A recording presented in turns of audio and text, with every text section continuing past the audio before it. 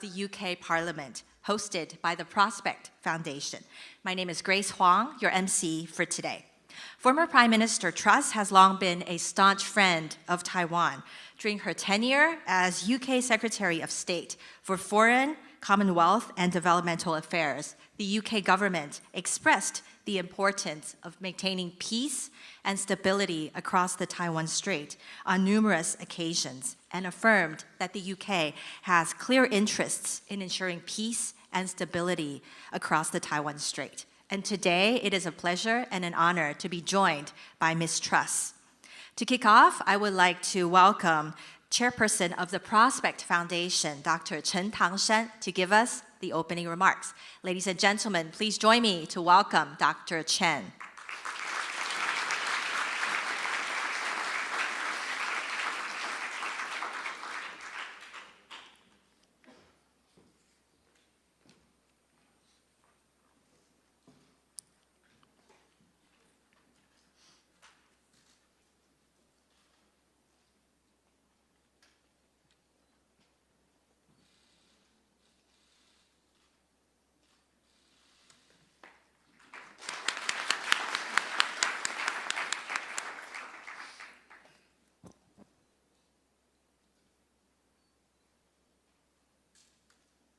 Former Prime Minister of the United Kingdom, the Right Honorable Liz Truss,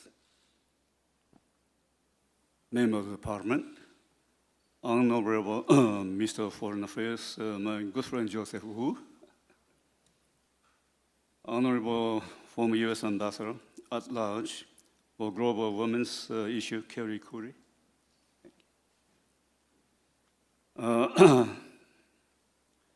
Honorable former Japanese State Minister of Defense, Yasuhide Nakayama, esteemed guests and colleagues, good morning. It is my great honor to welcome the former Prime Minister to Taiwan at this real crucial juncture.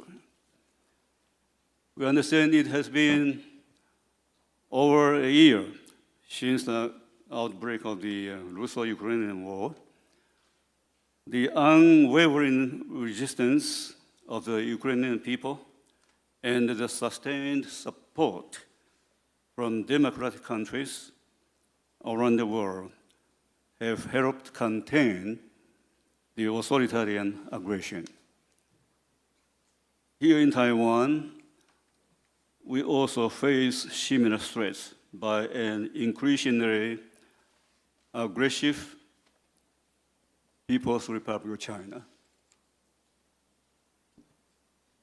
Beijing's military intimidation continues unabated as it seeks to establish a new normal in the Taiwan Strait. Air and naval incursions across the median line have increased significantly since last August. Besides military actions, the PRC's use of information warfare, economic coercion, and the gray zone operations also challenge democracies worldwide. Xi Jinping's recent visit to Russia also is a clear demonstration of the two authoritarian countries' deepening cooperation and a serious warning to the democratic world. During her time in office, Prime Minister Truss urged Western allies to provide more support to Taiwan to ensure that Taiwan has the ability to defend itself. So during the tenure of Foreign Secretary, she had already shown great support for Taiwan. So we are grateful for her long-standing commitment to Taiwan. Today, The United Kingdom is leading the international community to confront authoritarian challenges. The United Kingdom is the second largest provider of military aid to Ukraine. It is also the first country to provide long-range weapons to Ukraine. Additionally, the British government approved a sharp increase in exports of submarine parts and technology to Taiwan last year. So at a time when democratic system face severe challenges, we believe that action always speaks louder than words. The United Kingdom has shown that supporting Ukraine does not mean diverting support from Taiwan, and that supporting Taiwan is not a distraction from supporting Ukraine. This is really a wise words, really wise words. So as Prime Minister Truss pointed out recently, I emphasize this point. So once again, I and the people here in Taiwan, thank you very much, Prime Minister Truss. So we are all very, very happy, looking forward to your speech. Thank you again. Thank you, Dr. Chen. Please be seated. And now, ladies and gentlemen, I'd like to invite President of the Prospect Foundation, Dr. Lai Yizhong, to introduce today's keynote speaker. Please join me to welcome Dr. Lai.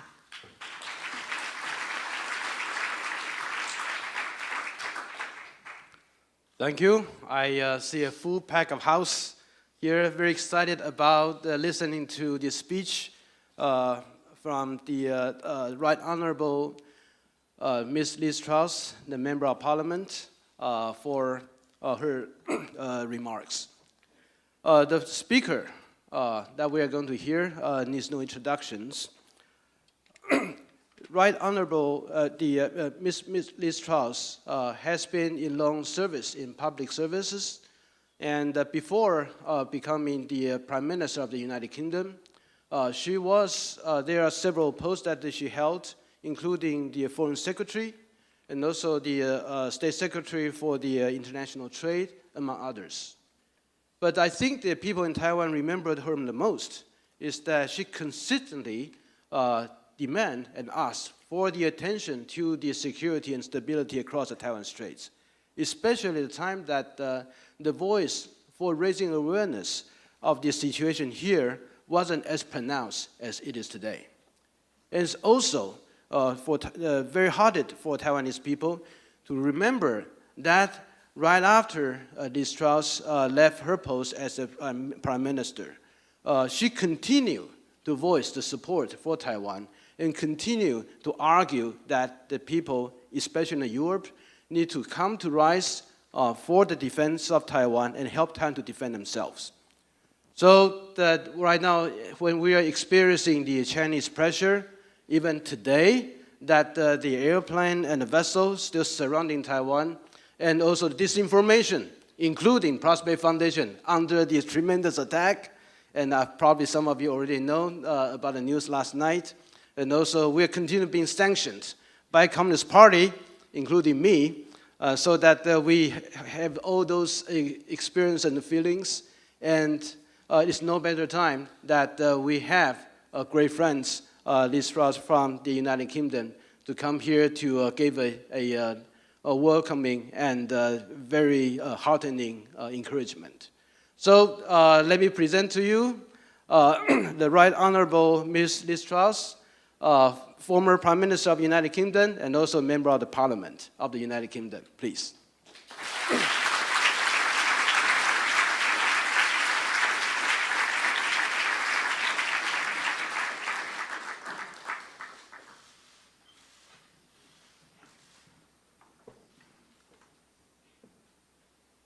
just move this.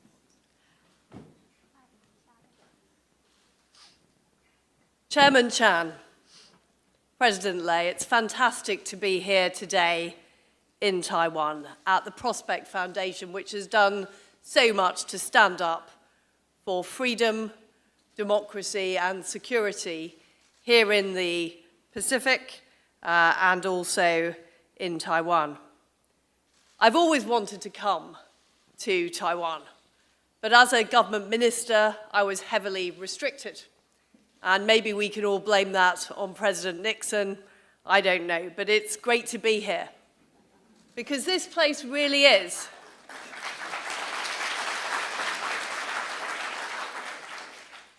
it really is a beacon of freedom, of democracy, of free enterprise, of a free society.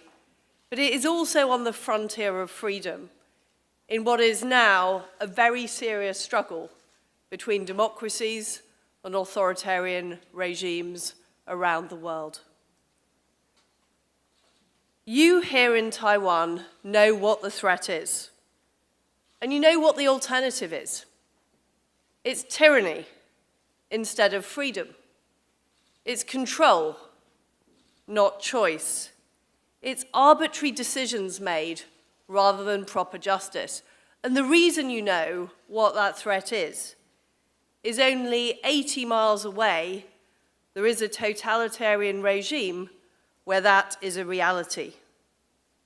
And the threat that poses is not going away. In fact, that threat is increasing. Recently, President Xi has stepped up the threats. He's made statements about so-called reunification. He's been sending increased numbers of warplanes on sorties into Taiwan's air defense zone. And the Chinese Communist Party are making it very clear that they don't want to see Taiwan exist in its current form. And that's because you are a direct challenge to everything the Chinese Communist Party stands for. People here in Taiwan are better off than they are in mainland China. They're freer than they are in mainland China. And they're happier than they are in mainland China. In fact, according to the World Happiness Index, there are a full 37 places higher in terms of happiness than mainland China. Now, the reason I've come here this week is I am a huge admirer of Taiwan and the Taiwanese people. I want to do all I can to help ensure your continued success. I want to increase awareness of the position that you find yourselves in. And I'm also here because I believe that this is the most consequential place in the world for what is the most consequential struggle of our time. If you look around us here in Taiwan, you can see this island democracy is thriving. Under the brave leadership of President Tsai and the rule of law, we see state-of-the-art buildings, we see new industries emerging, we see modern technology and innovation. We see exports from Taiwan going around the world, whether it is semiconductors or bubble tea. You are having a huge impact right across the globe, and you're powering the modern economy. 90% of the world's most advanced microchips, 60% of mobiles, laptops, and computers all have content produced here in Taiwan. And the shipping routes that surround Taiwan are absolutely vital for global commerce. And if you look at the performance of the Taiwanese economy, 3.2% growth on average every year since 2013. Well, I can tell you many countries in the West have a lot to learn from Taiwan, where we in our economies have seen an increase in regulation and an increase in the size of government. In Taiwan, what we see is we see free enterprise powering a very successful economy. You show us all the potential that free democracies have. And you also show the importance of freedom and self-determination in delivering and being a successful nation. And we can see what happens when that freedom is taken away. Because we saw that when tanks rolled into Tiananmen Square in 1989. We've seen it in Hong Kong, when liberties have been eroded with the imposition of the national security law. And in Xinjiang, we have seen appalling targeting of Uyghurs, with reports of forced sterilization, forced labor, and the arbitrary detention of over 1 million people. The human cost is huge, and it is terrible. We cannot allow those attacks on freedom to happen here. And I know that if freedom in Taiwan was threatened, that the people of Taiwan would stand up and they would fight. But you also need allies across the free world who are going to back you up. I am one of those allies, and I know that you have many, many friends right across the free world.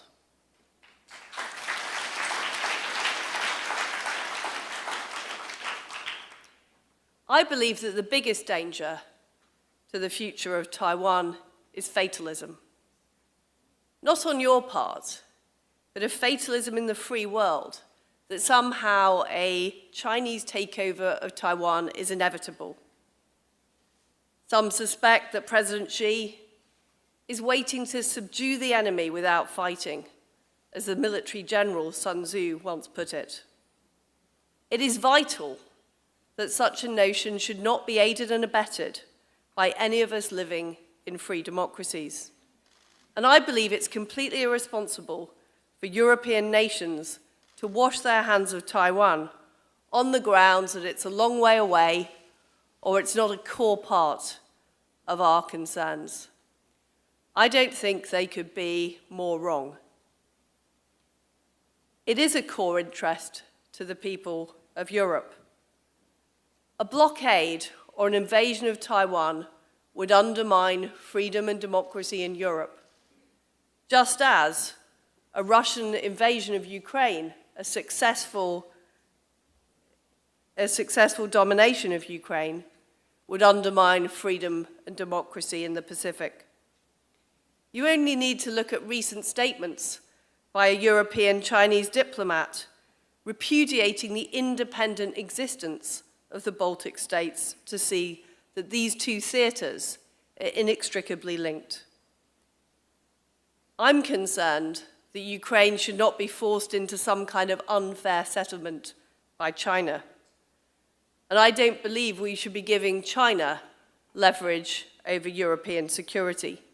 In fact, we should be fast-tracking Ukraine's entry to NATO and providing Ukraine with all the weapons they need to make sure that Russia is pushed out of their country. And I'm also concerned that any compact might make it harder for us to defend Taiwan. All free nations must commit themselves to a free Taiwan and be prepared to back it up with concrete measures. And I'm going to talk later in my speech about what those measures should be. Ladies and gentlemen, the future of Taiwan isn't just important for the people on this island and in this room. It's important for the future of the world, because where we are today, in Taipei, is on the front line of the global battle for freedom. The Chinese Communist Party is engaged in an ideological struggle with the free world, and they have been very open and clear about that. They see our way of life, our way of operating, as a threat. And they're openly in league with some of the worst regimes around, in the world, whether it's Putin's Russia, Iran, or North Korea. This is a battle of ideas, as much as it is an attempt to gain power on the global stage. Let's remember that China is a totalitarian regime that actively describes the US and its allies as an empire that they want to see the end of. China is now the world's largest economy in terms of purchasing power parity, and what it wants to do is use this position to gain dominance. Now, there are many in the West who say we don't want another Cold War. But we have to be clear that this is not a choice that we are in a position to make. Because China has already embarked on a self-reliance drive, whether we want to decouple from the economy or not. China is growing its navy at an alarming rate and is undertaking the biggest military build-up in peacetime history. They've already formed alliances with other nations that want to see the free world in decline. They have already made their choice about their strategy. The only choice we have is, do we appease and accommodate that strategy, or do we take action now to prevent conflict? Last summer, the new British Prime Minister described China as the biggest long-term threat in Britain, and he said that the Confucius Institute should be closed. He was right, and we need to see those policies enacted urgently. The UK's integrated review needs to be amended to make it absolutely clear that China is a threat. Confucius Institutes in the UK should be closed down immediately. Instead, the service could be provided by organizations with the support of Hong Kong nationals and Taiwanese nationals who've come to the United Kingdom freely. We also need to make sure that we rule out the resumption of the Economic and Financial Dialogue and the Joint Economic and Trade Commission, because we cannot have more integration with the Chinese economy. Recently, there have been too many mixed messages from the free world. We need to end that ambiguity. This is because there are still too many in the West who are trying to cling on to the idea that we can somehow cooperate with China on issues like climate change as if there's nothing wrong. As if there are bigger issues than Chinese global dominance or the future of freedom and democracy. But without freedom and democracy, there is nothing else. We know what happens to the environment or to world health under totalitarian regimes that don't tell the truth. You can't believe a word they say. Look at what's happening in terms of carbon production. New coal-fired power stations are being fired up as we speak. And in China, local governments approved more coal power in the first 3 months of 2023 than they did in the whole of 2021. China did not keep its promises on Hong Kong, and crucial liberties have been eroded. Chinese officials speak of the Sino-British Declaration of 1984 as a meaningless historical document, despite it being a legally binding declaration which is registered at the United Nations. And during the COVID pandemic, they refused to reveal what was going on within their shores, exacerbating the problem for the whole world. But despite the evidence, some in the West continue to turn a blind eye for one simple reason, and that reason is economics. They're determined to try and cling on to the failed globalist model that's driven what people consider to be easy growth in Western societies. Until the recent inflation crisis, we had relatively low prices and regular reductions in prices, often driven by cheap imports from China. We also saw significant investment into our economies. Of course, it hasn't been easy for industrial parts of Britain producing goods like steel or ceramics that have found themselves undercut by goods with state subsidies or by intellectual property theft.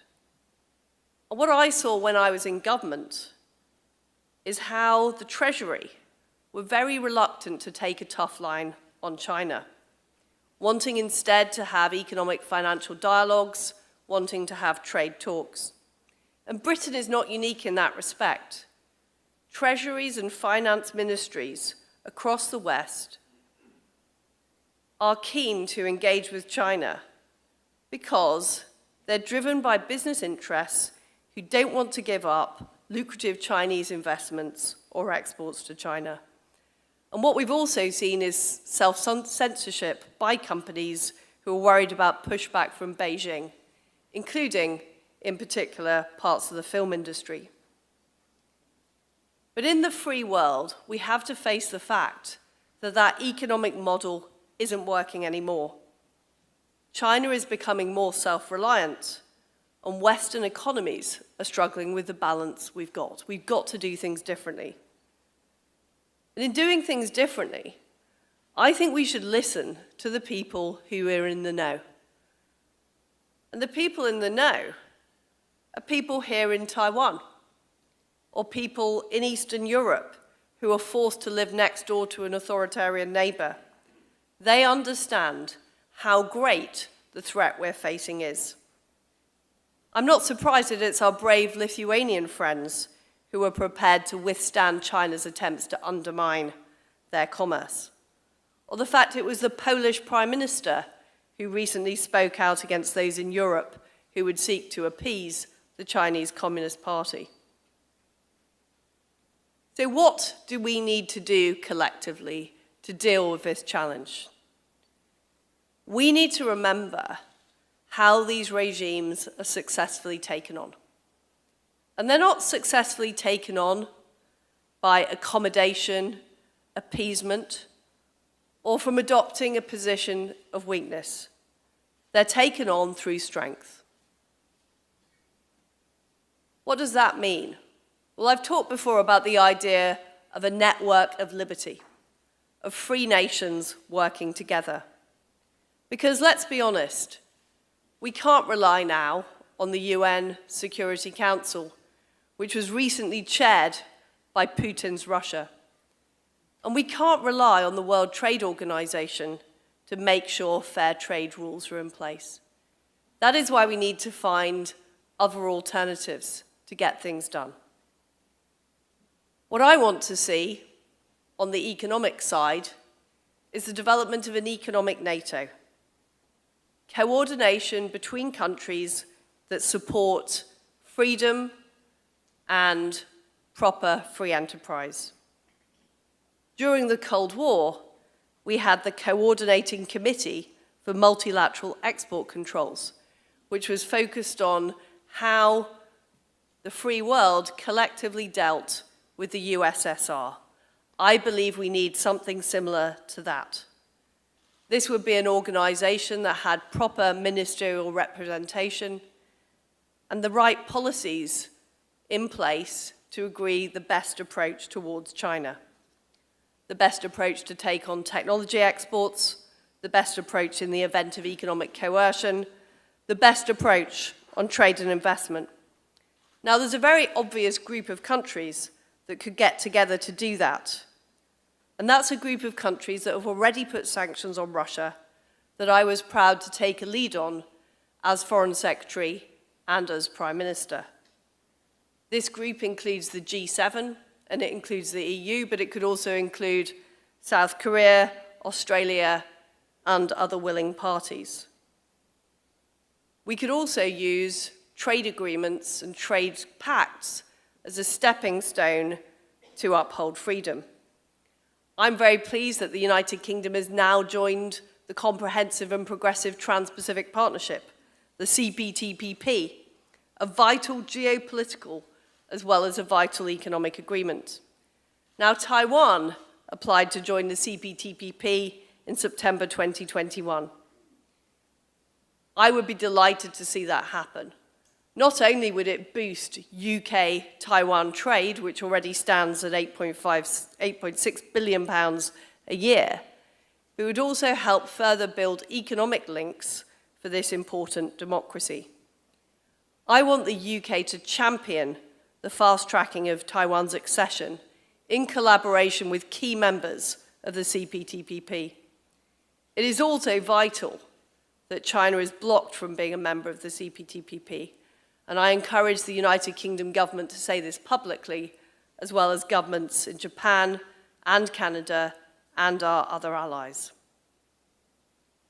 As well as working together and having an economic NATO, which is vital for taking on the economic coercion and attempts to dominate by China, we also need to work more closely together on defense. We have NATO, we have the Indo-Pacific Quad, and there are various other discussion mechanisms. But fundamentally, we need a more coordinated approach, in particular to make sure that Taiwan has the defense it needs and is able to defend itself. We cannot pretend that we have meaningful deterrence without hard power. And if we're serious about preventing conflict in the South China Sea, we need to get real about military and defense cooperation. That's why I believe initiatives like AUKUS are so important, and we've just seen AUKUS announce its plans to deliver a nuclear-powered submarine for Australia. GCAP will enable the UK, Italy, and Japan to work together on the next generation of fighter jets. And we also need a coordinated approach on what exports we license to send to Taiwan. I know the US is already providing military aid to Taiwan as well. But in order to do that, we need to understand the situation on the ground. Too much policy is made without talking directly to Taiwan. And in particular, we need to make sure that representative offices around the world are able to have those conversations and are able to have the status needed to be able to engage in those discussions. The third thing we need to do, as well as more economic cooperation and more security cooperation, is to reduce dependence on China in all spheres. I've already talked about the need to not engage in new economic dialogues or further cooperation with China whilst it takes the aggressive stance that it has been taking. But we need to keep aware of all eventualities. If Beijing keeps its word and escalates aggression towards Taiwan, substantial decoupling will be unavoidable. If we fail to prepare for this, the consequent economic pain will be felt by all of our people across the free world. I know that when we first put sanctions on Russia, when I was Foreign Secretary, there was a lot of resistance from organizations in the UK who were deeply embedded already with Russia. We need to be on the lookout for that with respect for China and take action now to make sure we're prepared. The final point I want to make goes back to what I said at the start about the economy and economic growth. Because we're not going to beat China economically by becoming more like China. We need to make sure that free democracies have small governments, lower taxes, and less bureaucracy so people want to invest in our countries. And we need to be able to reach out to third countries, many of whom are in the undecided camp, with a strong economic proposition. This is where I think we, in the UK and right around the free world, can learn from thriving economies like Taiwan, who are getting that economic model right. Because we're going to have to do significant economic reform at home to make sure we are match fit to take on these authoritarian regimes. Finally, it's been a huge honor to come to Taiwan and be able to talk to you about the future of freedom.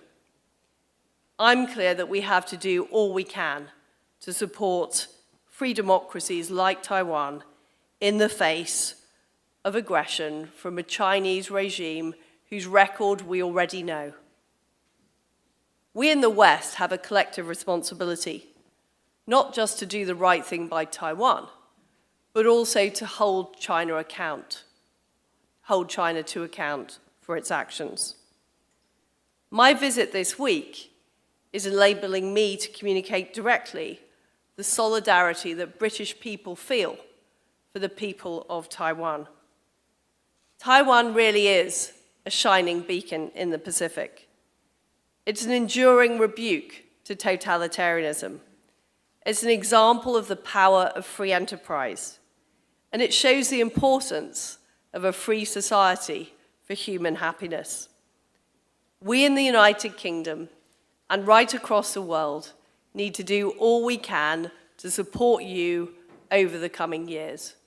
Your future is our future. Thank you.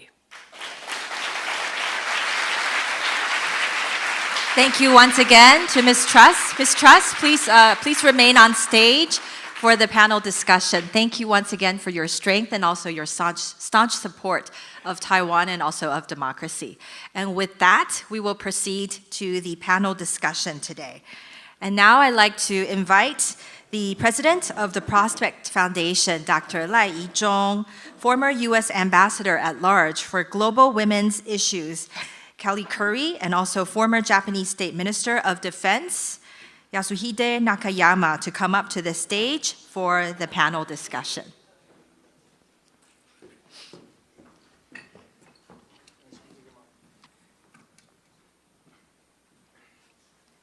Let me now give the floor to Dr. Lai.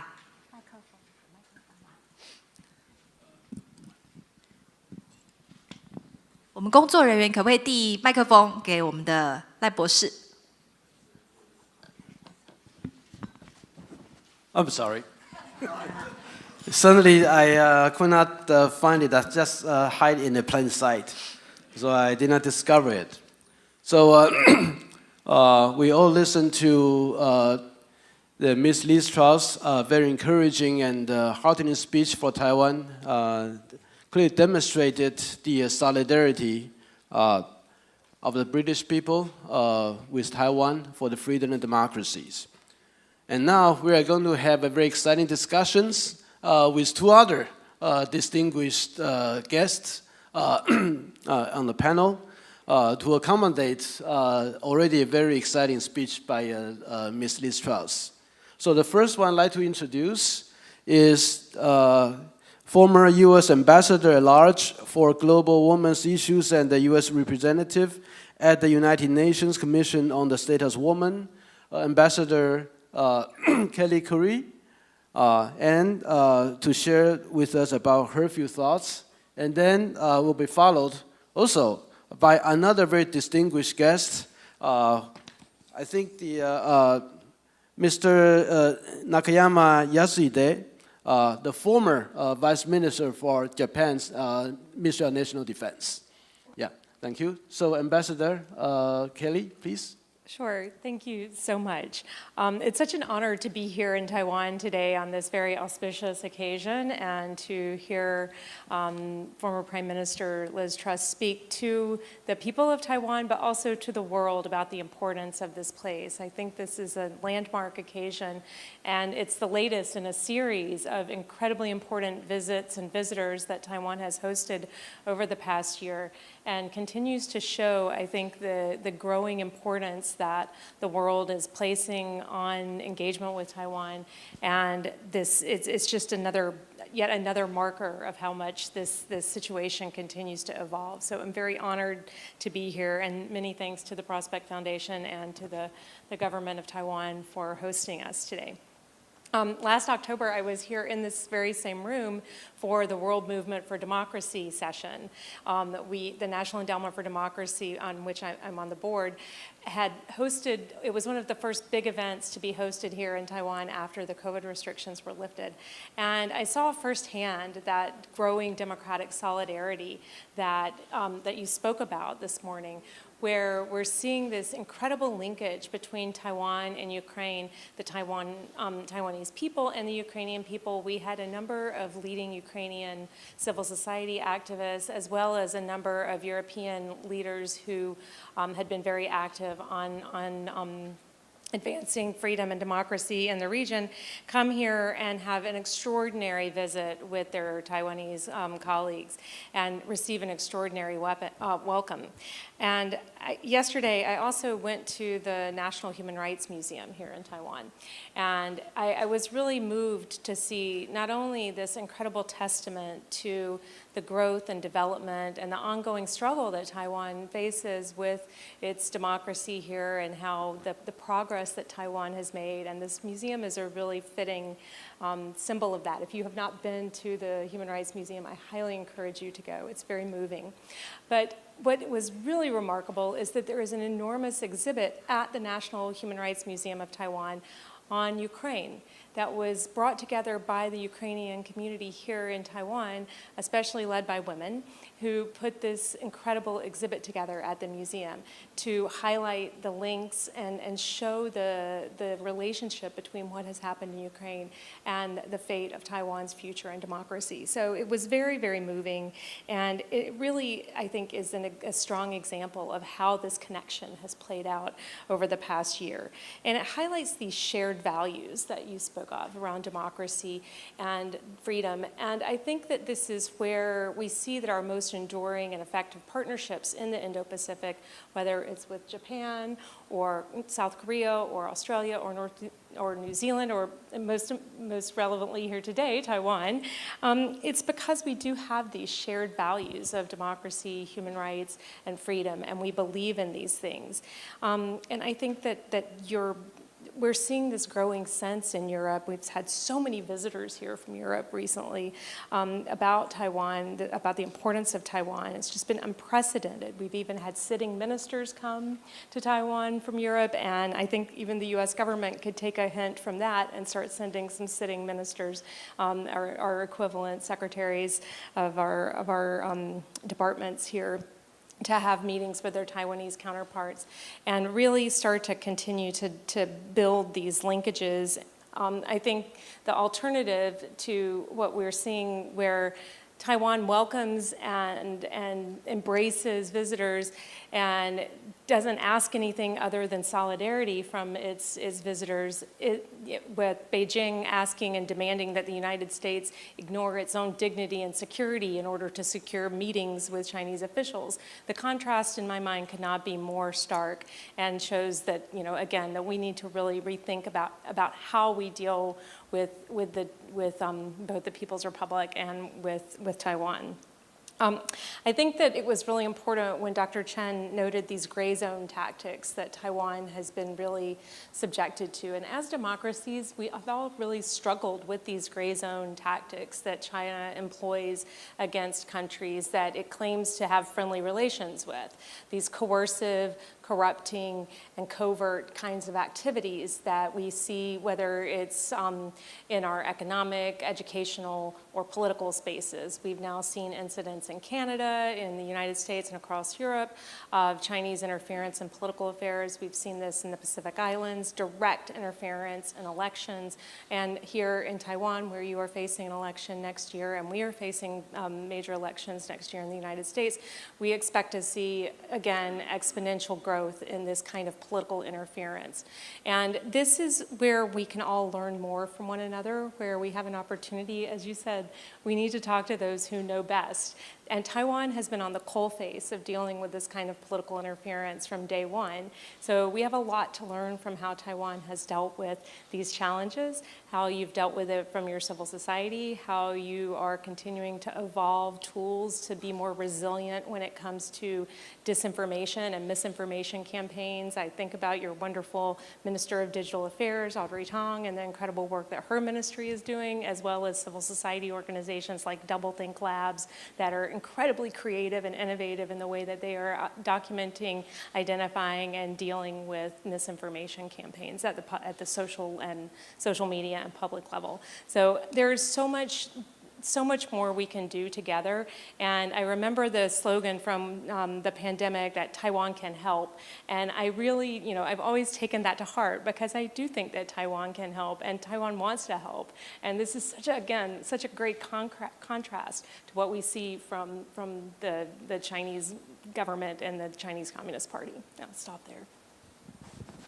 Thank you, Ambassador Kelly, for your remarks. Particularly, especially in the last part, you talk about the gray zone tactic by China on Taiwan. Yes, that we experience every day and still experience right now. So next, I'd like to invite Mr. Nakayama for your remarks. Okay. So thank you very much for inviting me here. The precious time for me to attending this gathering. And I'd like to a special thanks to Dr. Tan San Chen, the president of Friendship of Abe Shinzo Association, because I belong to Abe's faction.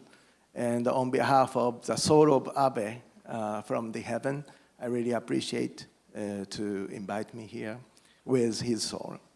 And also, I'd like to thank you for the Joseph Wu, the foreign minister.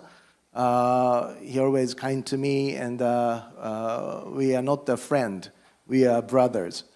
Yes. And also, thank you very much. And also, I'd like to thank many of you, but I might finish my introduction. And also, thank you, Dr. Lai. I am a politician, but I never lie. I always talk straight like Miss Truss.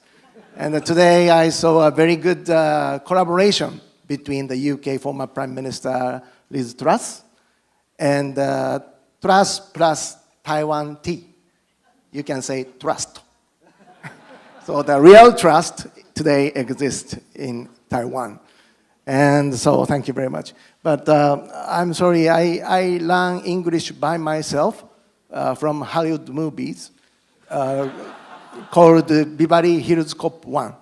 So you can know my age and also generation. And I'm sorry, my English is not better than UK or American people. So and also the foundation make a reservation for a good hotel, the American hotel. Everything is a very big size, and but I couldn't sleep yesterday because I'm nervous to write speech in my Japanese, and I think how to translate this script, maybe ChatGPT or something. But I don't trust AI, because AI for communist China is not I for Japanese means love. AI for China, it's an artificial island. So I don't trust AIs, so I supported by Google Translate. So thank you. So anyway, I think when the Second World War ended, the Chinese president Chiang Kai-shek said, it's a virtue to repay a grudge. It's a famous story. And Japan was saved by his speech. And thanks to you, we were able to create post-war peace and economic prosperity.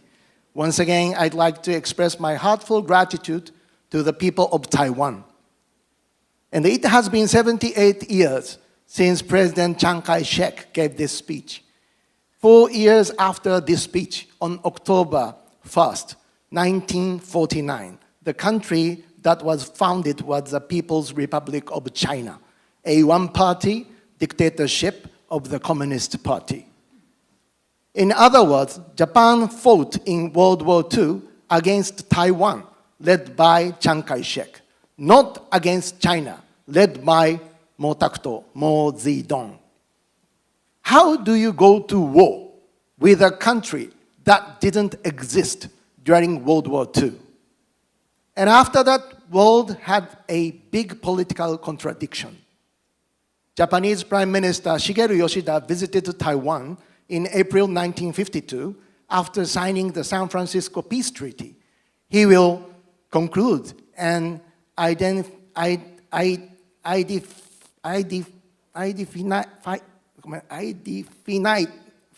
finite treaty between Japan and the Republic of China, the Sino-Japanese Peace Treaty. After that, President Nixon which Liz Truss-san mentioned, President Nixon visited the People's Republic of China in 1971, and the normalization of relations between the United States and China began. After that, as you all know, Taiwan was expelled from the United Nations and is now in the current situation. I think that everything is connected. A democratic country treated Taiwan, a democracy country, coldly, and normalized diplomatic relation with a one-party dictatorship of the Communist Party with a different principle and political ideology. In other words, the problem we must pool our wisdom to solve today have paid off as a result of the contradictory, deceitful, and ill-conceived decisions of politicians 80 years ago. I think that is what it is today. We are experiencing the East-West Cold War structure. When the Berlin Wall came down in 1989, there was a feeling that the Cold War was over, but I didn't think so. I thought the Cold War structure would go underground.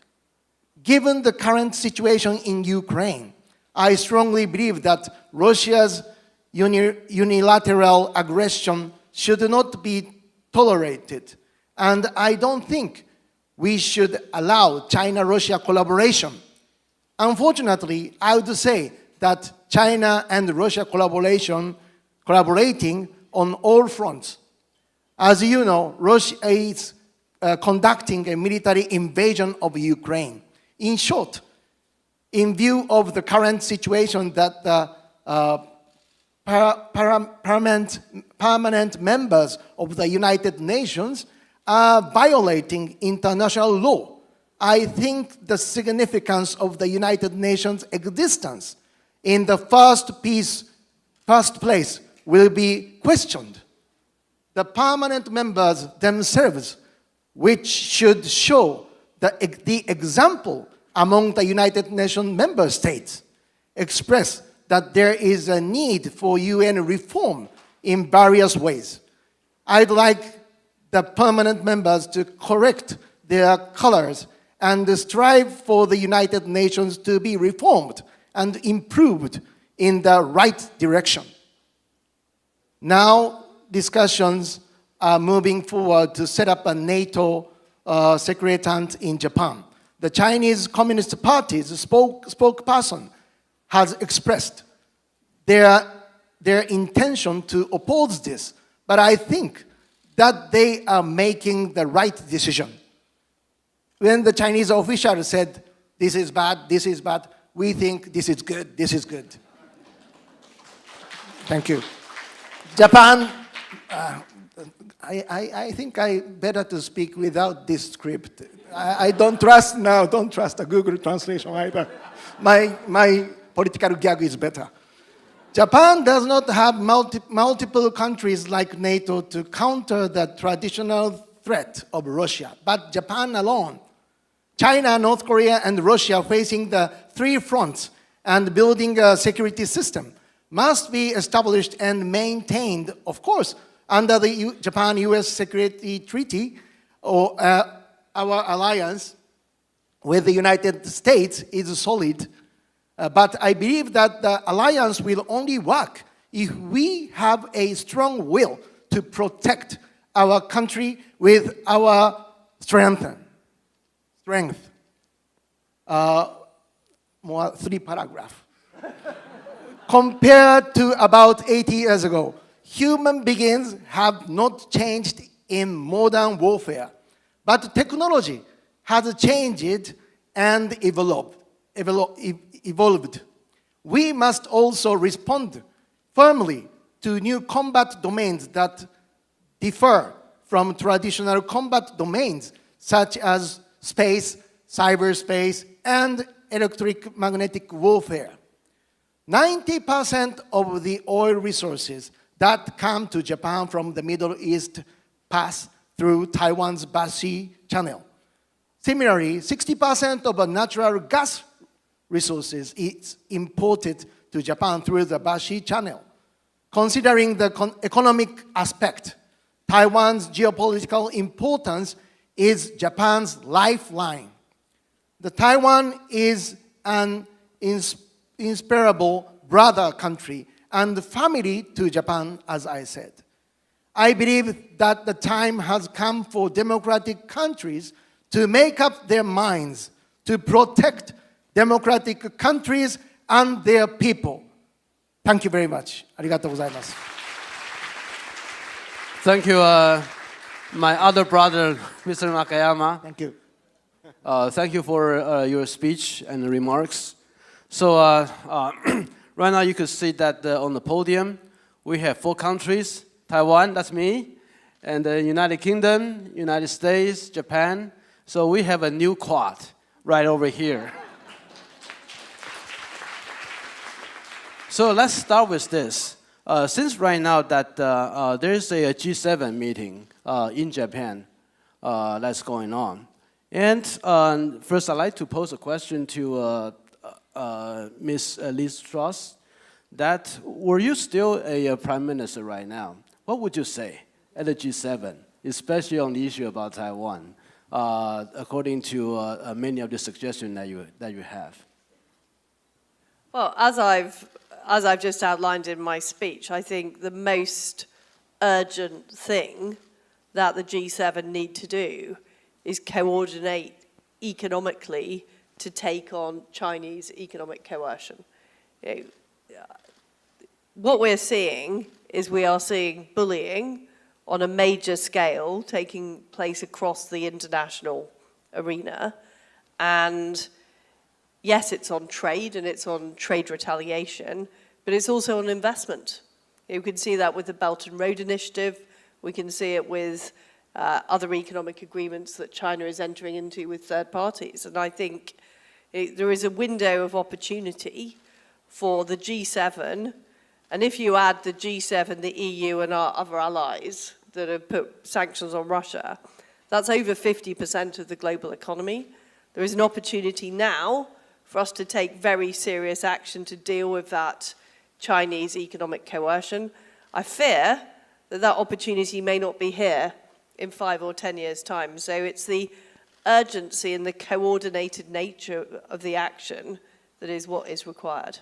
And the G7 and other allies need to push on with that as soon as possible. Let me just add a little further. If you are still Prime Minister in the United Kingdom, and supposedly if the G7 right now is held in United Kingdom, would you invite, for example, my good friend Joseph Wu to be there? Since they are going to talk about Taiwan cases, why not just let Taiwanese, we are our own agent, talk about on behalf of ours? How would you think about that suggestion? I do think we need to look at the whole issue of Taiwanese representation, because what is happening at the moment is that China is using it as a tool to undermine Taiwan and to try and lessen the space that Taiwan has to make its voice heard. And I think we need to think strategically about how we take that on, because at the moment they are trying to, the Chinese Communist Party are trying to pit free democracies against each other, and we simply shouldn't allow that to happen. This is why I go back to the point of the UK cannot act alone on this. I've got my views, the Prime Minister's got his views, but this is much bigger than the United Kingdom being able to take unilateral action. I mean, we've seen some very brave examples of unilateral action. We were talking earlier about our friends in Lithuania, who stood up to Chinese economic coercion. But if it is going to change the behavior of Beijing, it has to be collective. And what we don't have, and I know this from being part of the G7, is the G7 doesn't have a secretariat. It doesn't have a sort of permanent footing. It's a useful collection of leaders, ministers, but in order to carry something out like coordinating on economic coercion, we need a much better and more permanent structure. And this is why I allude to the export committee that used to exist. I think it was disbanded in 1994 because we all thought the Cold War was over. Sadly, some of the relics have continued, but that is the type of organization we need, in my view, to actually make things happen. Thank you. And also, thanks for reminding us that such export committee that existed before, that can be taken as a vehicle to address the economic security issues. So the next, I'd like to ask Ambassador Kelly Currie. As you see that on the podium, we have 2 male and 2 female. So that I believe that we can claim at least we have a gender equality at this moment. Although I'm not going to say that I'm much of the representative here. But I think since the United States, and you also talk about the disinformation that the Taiwan and also the world is facing. And one of the key issues is that the democracy is a very open system. And basically just lend itself to exploitation of the authoritarian system like China and also Russia. We exploit it. Both United Kingdom and the United States has experienced the kind of disinformation campaign by Russia, and Taiwan especially by China. So what would you suggest that how we're able to collectively deal with this issue? Any thought about this? Well, I think that we have struggled because we are open societies, and it has been a huge struggle for democratic open societies to balance the need to identify and call out and try to block these disinformation campaigns and these efforts while maintaining their democratic values and their openness. And this is something that Taiwan does have a lot of experience in, as I mentioned before, and we can learn lessons. I think one of the best lessons that I've learned and seen from how Taiwanese society deals with this is through humor. Using humor to beat rumor is what one of Audrey Tang's mottos that they use. Because one thing that you find is that totalitarian and authoritarian systems don't do well is they don't do humor well, and they aren't very good at understanding how to communicate in really in ways that are normal in a democratic society. And so it's in a way it does make it easier for us to see what they're doing because it looks odd. There's always something slightly off about it, like the jokes don't quite hit, they use slang incorrectly or not at all, and so it's not that hard to really identify when these things are coming out in social media, for instance. It's what do we choose to do about it, and I think that we're struggling, and we've got to get more, I think, solidarity across democracies and setting some common standards, using tools like the former COCOM that Ms. Truss talked about that set technology standards but are for the new age. The challenge for us also, though, is that technology moves so much faster than government and regulation can. And so educating people in these countries, making sure they are aware and that our societies are more resilient through that kind of training and education, just as, we have to learn how to do math and science and read books. I think that in this new era of social media literacy, we have to understand how to recognize disinformation and be resilient to it. And so we have to actually look to the young people who are digital natives and who grew up in this environment. Like I couldn't begin to tell you how to operate most of this stuff. But my kids, my 16 and 14-year-olds know exactly, and they're really good. Like they can tell when something is not right. And they're much better at identifying this stuff in social media than even I am. So I think we have to really use the inherent tools of our democratic and free societies and leverage those to push back against these authoritarian efforts to influence us. Yeah, thank you. When you talk about your 16 and 14 years old, about their literacy about the social media, it also reminds me about, I have the 2 kids, similar age with yours, but one of them is complaining to me that right now the Chinese TikTok and the Little Red Books is very, very popular, even among the Taiwanese youth. And some of their recognition about the effect being heavily influenced by those. So sometimes you get from them, there's a very different perception about the social media and the education that they have through those means. Some people argue that we need to have a greater limitation or restrictions about those means, especially employed by China. But some people suggest that due to the use, they should be able to work on their own, so we should not try to limit it too much. What would be yours response to those? Well, I think I have an ongoing argument with my 16-year-old about TikTok, and it was very interesting that after the hearings, the big hearings in the United States about TikTok, he immediately started, like within a couple of hours, and he was in school all day during the 6-hour hearing, and yet by the time he got home from school at an hour later, he seemed to know everything that had happened in the hearing, but as if it had been fed to him by the TikTok public relations team. And so we had to sit down and have a conversation about this.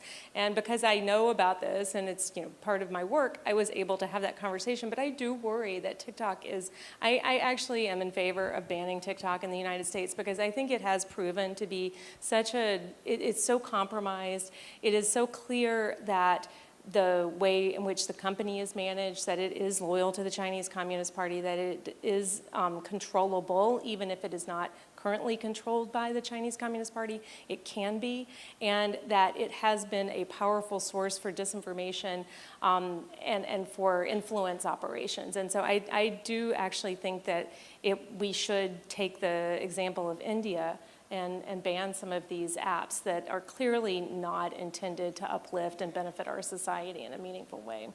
Yeah, thank you. And then my brother, Nakayama-san, I think that you are probably one of those first pioneer. First in Japan, talks about Taiwan contingency is Japan contingency. Of course, that has been advocated very loudly by former Prime Minister Abe.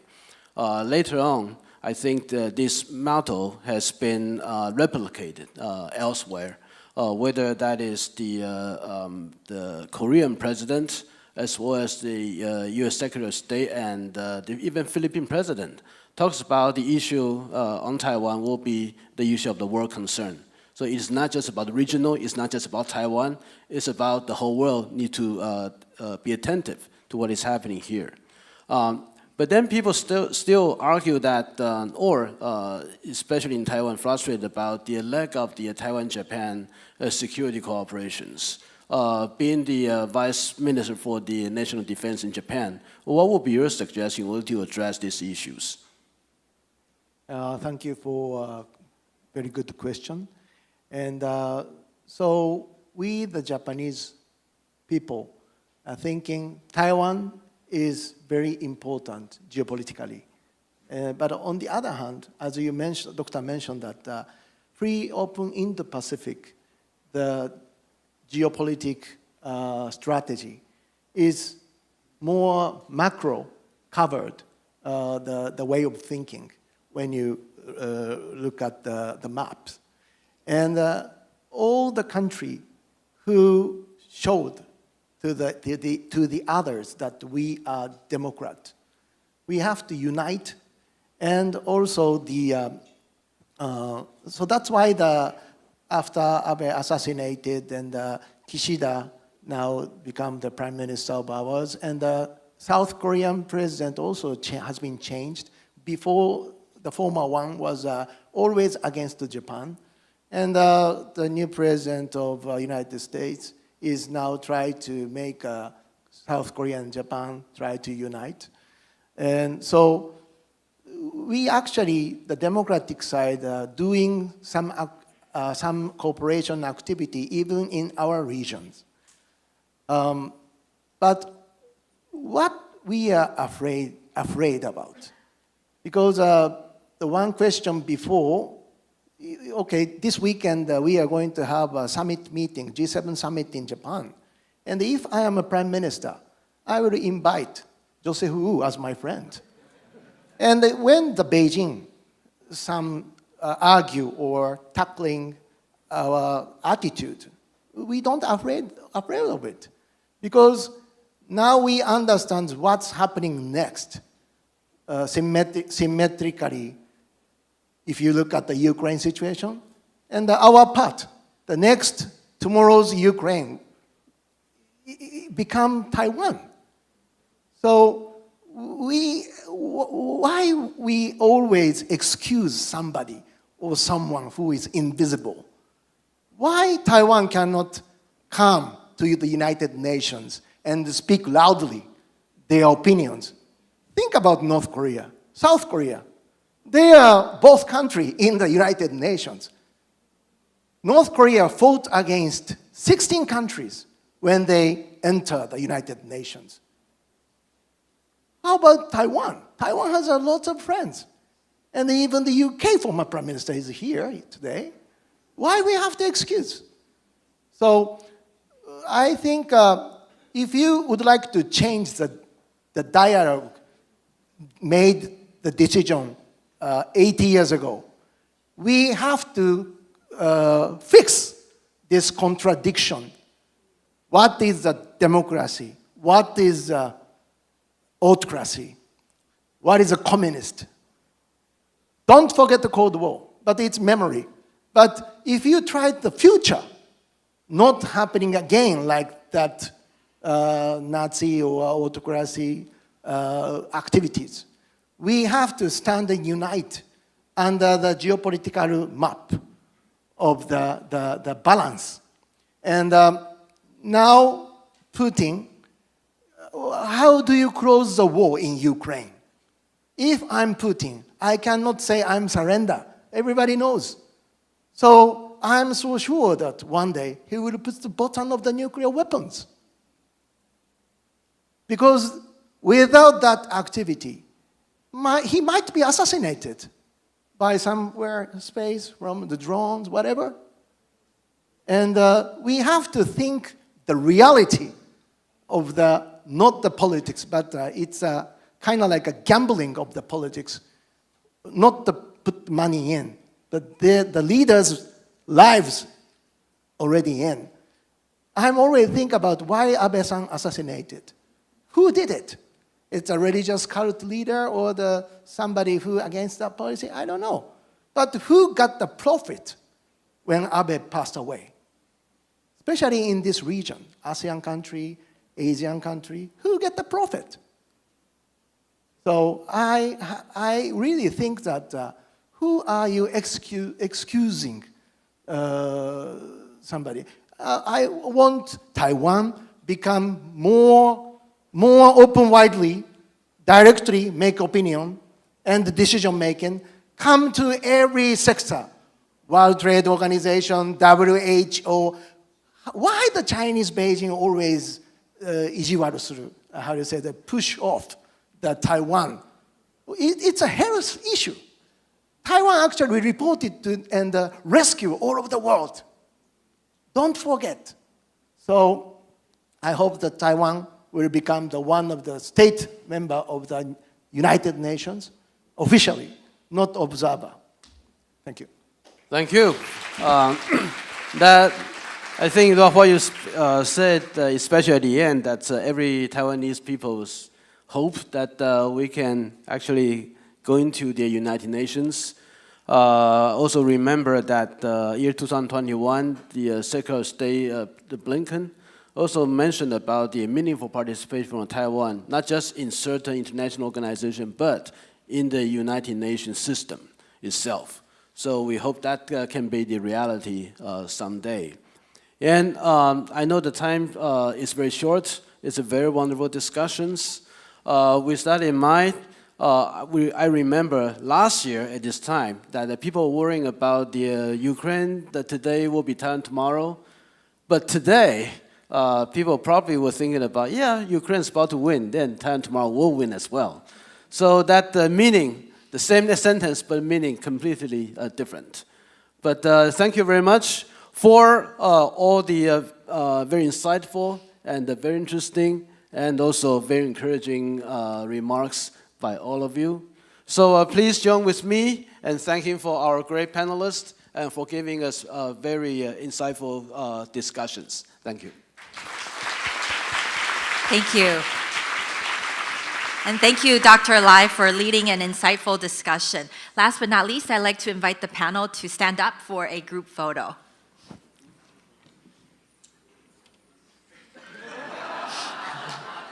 After a selfie.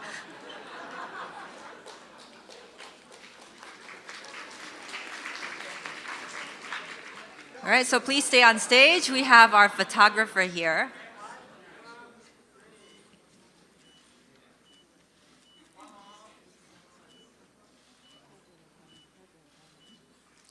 All right, I'd like to...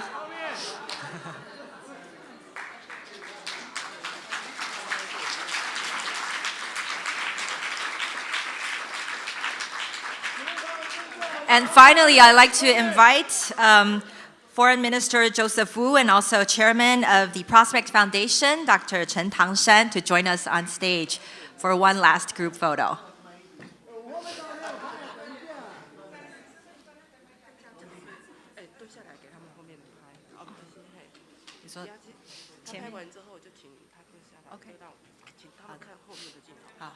All right, so please look at the cameras in the first row, and then we have friends from the media in the back. 好，我们待会也会请台上的贵宾看向这个我们场后方的媒体朋友们。All right, we have a lot of friends from the media who are here with us today, so please do look into their cameras. So please wave.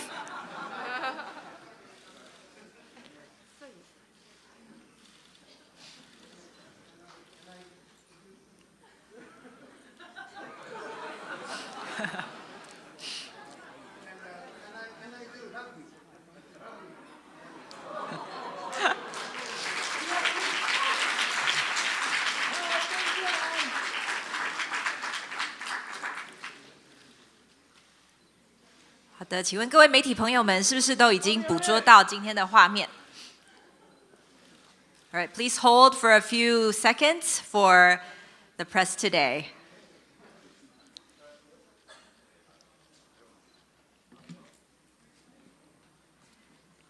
Okay, thank you. Thank you very much once again to all the guests today.